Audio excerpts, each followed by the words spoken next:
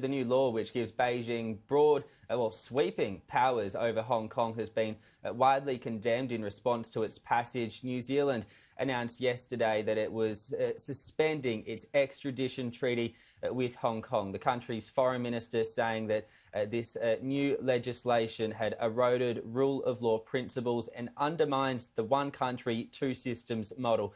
Foreign Minister Winston Peters says that New Zealand is no longer able to trust that Hong Kong's criminal justice system is sufficiently independent from China.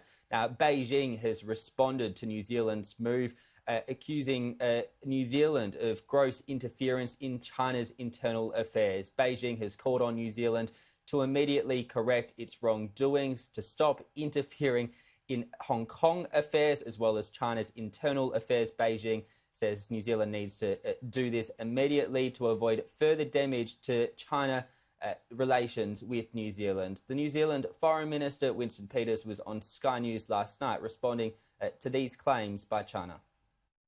We were there and accepted a commitment, and we believed in your word, and we still expect you to keep your word, and that's where things stand.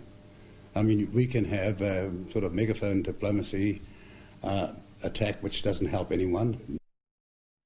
New Zealand's decision to suspend the extradition treaty with Hong Kong follows similar moves by Australia, the UK as well as Canada.